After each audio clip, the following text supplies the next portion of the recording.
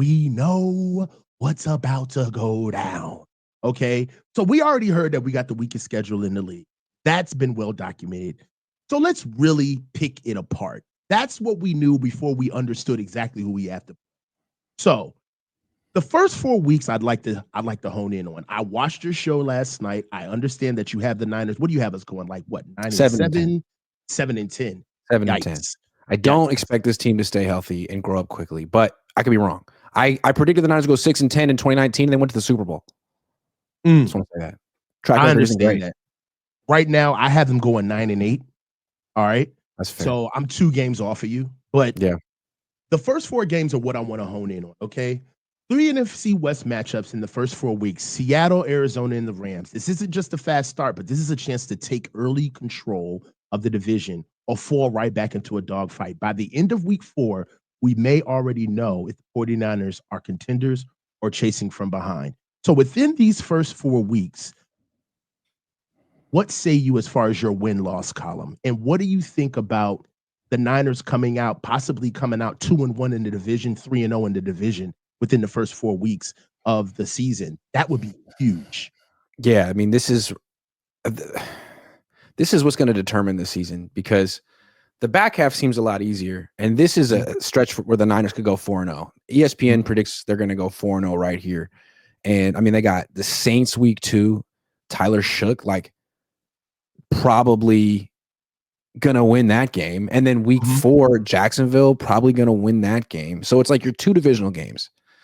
And I don't know about those games. I mean, the first one on the road in Seattle.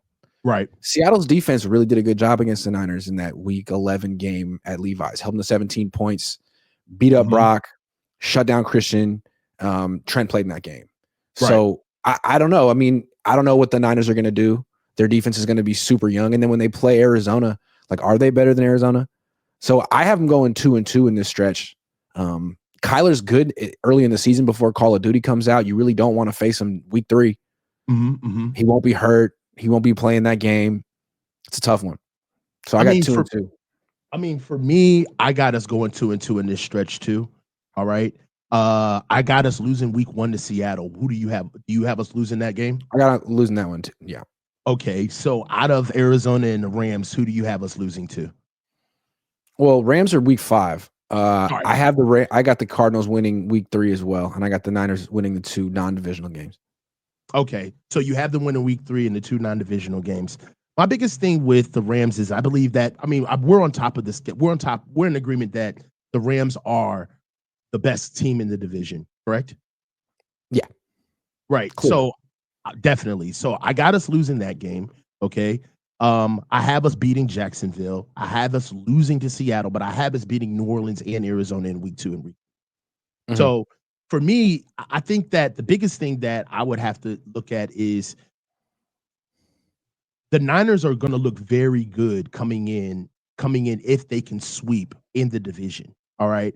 Coming out, I think that the biggest thing at Seattle on a Sunday, I just don't see it as far as what the Niners can do on offense. I really don't believe that the defense is going to struggle early. I think just because of them knowing, I think it's well known. You can't start 4 to 5 rookies and the defense not know, hey, we're the weakest link. People are going to be coming after us. And I believe that just them coming out in the beginning of the season, they're going to have a lot of energy. Guys are going to be playing really hard. They're going to be as fresh as they can be. And defense is going to give juice early. Offensively, I think that the running game is going to have problems. What do you think? Yeah, I mean, I think in this game, the Seahawks are going to walk into it with the better defense. Maybe the Niners will have the better defense in Seattle by week 18, but in week 1, with all these rookies out there, or maybe Jordan Elliott out there because CJ West hasn't earned the job yet, like, I think Seattle's going to have the better defense. And then I think a lot of Niner fans or just people in general look at the offense in Seattle and be like, well, it's Darnold. He sucks. Yeah.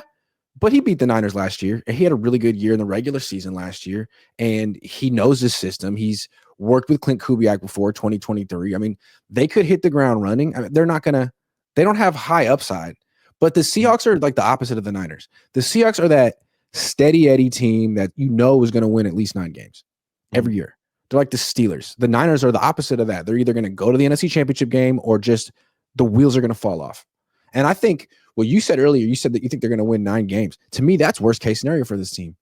They either need to make a run or get a high draft pick so they can get some more premium talent, because I don't think they have enough of it right now, and I still don't see how they're going to replace Trent Williams. They never liked the offensive tackles who are available.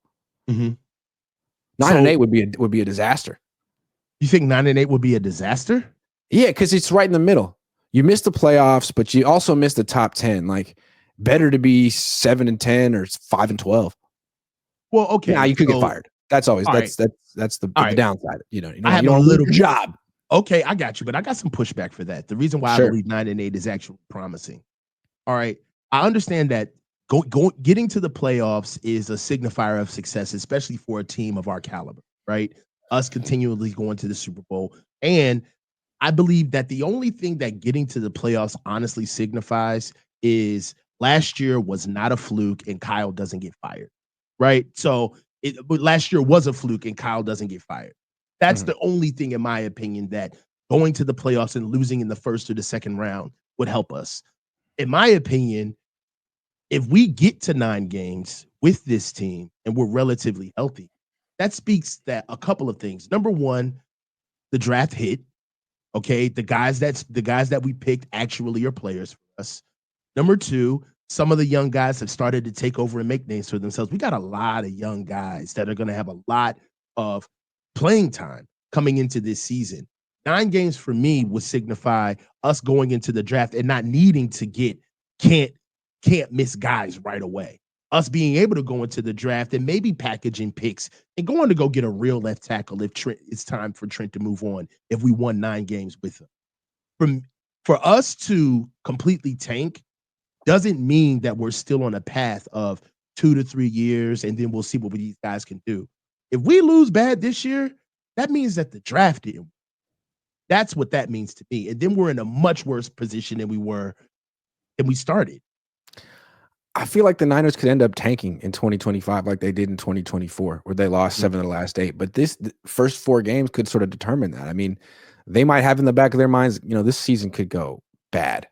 But if they start 4-0, all of a sudden it's like, are we buyers at the trade deadline? Like, should we go get someone? This could be very interesting. And they do absolutely. It's not like Seattle and Arizona are powerhouses, and Niners could absolutely beat both of those teams and start 4-0.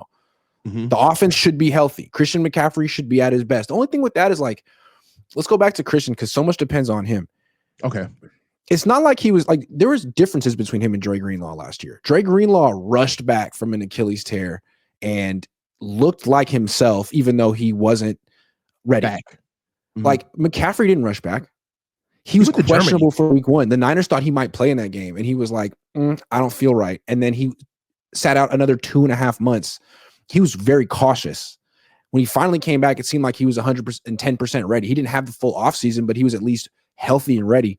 And he averaged 4 yards a carry and then got hurt in 4 games. So the idea that he's like, well, he's going to have a full offseason, going to average 5 yards a carry and play 16 games this year.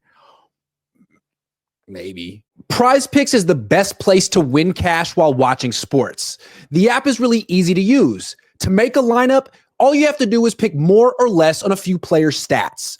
You can play Prize Picks in over 40 states, including California and Texas. Best of all, Prize Picks will give you $50 when you play your first $5 lineup. Win or lose, you'll get $50. Basketball season is here, and there's no better time to get in. Just use promo code COHN, COHN, and download Prize Picks now. I don't know. Okay. Yeah, I don't know. All right. So look, is CMC, are we ever going to see the CMC that we saw 2 years ago? No. Maybe for glimpses here and there. Glimpses. All right. Yeah. However, he can be intelligently used. Right. That's my issue. Right. It's not the fact that, we can't get the same CMC that got the ball over 390 times in a season. That's okay. My issue is that you still believe that that's the same player that you have.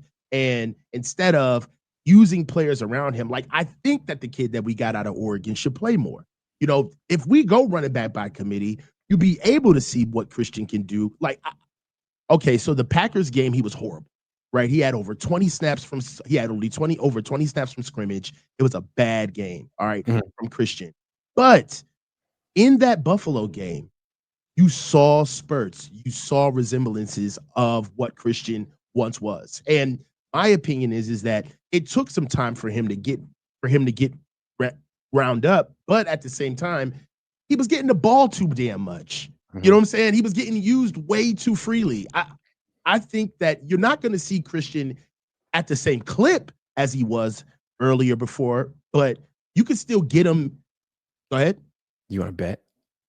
Yeah, what's up? What you want to bet? You want to bet? I mean, what you're saying is true and smart. It's just not what the Yeah. Niners are going to do, in my opinion. They're going to keep so I know using what the Christian bet the way is. they've been using him. Because to me, I've been watching the Warriors a bunch the last few weeks, and to me, I think there's so much similarity between Steph and McCaffrey and how they're used. Like Steph is the system, he's the offense. McCaffrey is the system, he's the offense. And when those guys are gone, it's like it's just so not the same. Like, duh, It's obviously. different. But it seems like you get two coaches who look so smart with these guys on the field, and then they're gone. And it's like, what's the adjustment? Yeah. To me, it's like with McCaffrey, they're just so dependent on him, and I don't think that they've even accepted that they can't be anymore. You heard Clay Kubiak last week. He's like, we're gonna give him the ball as much as we can. It's Christian McCaffrey. All right, good luck. Because I'm with you. Like, that's a big reason why he only lasted 4 games last year. Yeah, that was you can't their use fault. him that way anymore. No. If that happens, then let's make the bet then. Over under on how long Christian plays. How many weeks? I don't want to do that. I don't want to. You said you want to bet. Officially predict you want to bet that he's going to miss 8 games due to injury. It just feels mean. It feels really like. It feels kind of gross. It feels, but gross. you know what I mean. It feels gross. I wouldn't expect him to necessarily play like 2022 or 2023 again. Hopefully he will. Hopefully the Niners do the right thing. Hopefully they drafted Jordan James, intending to use him, because it seems like what Jordan James did at Oregon. He was in a timeshare with Bucky Irving, who's kind of similar to McCaffrey and like more of a scat back type. And Jordan James got the tough yards. That's exactly what he needs to do on this team. Get the tough yards, especially in the regular season. With Jordan Mason, that's exactly what we thought was going to happen with Jordan Mason, but that didn't happen. Yeah, but Kyle seemed to have something in it against Jordan Mason for whatever reason. Fumbled. He didn't draft him. He seems. I mean, I'm hoping he's more invested in Jordan James. James never fumbled in college, and maybe he'll trust him as like to be a. Remember in 2022 when Elijah Mitchell wasn't quite washed yet. 2022. McCaffrey and Mitchell actually kind of split carries for a while. It was happening at the end of that season. It did. He got hurt again. So maybe if there's a guy that Kyle actually trusts, and it's James, he'll split the carries. We can get a little bit. I mean, honestly, that would help us so much. Okay, but I found a cleaner way to do the bet. So touches, carries per game. Okay. Over under on Christian's carries per game. Ooh. Or touches from scrimmage. How about carries for game? Because I mean, I'm not really worried about his receptions. It's the carries for him that are true. The issue, right? Throw the ball at him as much as you want. Those aren't big hits. It's the runs between the tackles where he gets tackled by 7 players. I mean, so last year he averaged 12 and a half. Okay. Wow. But is that true? But that's because he got hurt early in one game. Because they gave him the ball a bunch. The year before was 17. The year before? 17? So let's say over under 15 from McCaffrey. Over under 15? I'm saying under. I'm saying over. It'd be a damn shame if it's not under. It should be under. Right? It should be under. Because I'll go. This is what it should be. Right? Let's be coaches for a second. Right? We're running the Niners. The way it should be is 12 carries a game, 6 carries a game for the rookie, right? Or maybe 4 carries a game, and then maybe 2 to 3 carries a game for ancillary, like third down backs, got big backs, whatever we got to do. But Christian should not go over 12 carries. I agree. Let me ask you this question, bonus question. Do you think the 49ers think they're Super Bowl contenders? No. I don't think they think so either. I think they understand. Some players who've been compensated are like, it's okay, it's part of the process, and we've been taking care of them, and we'll ride it out.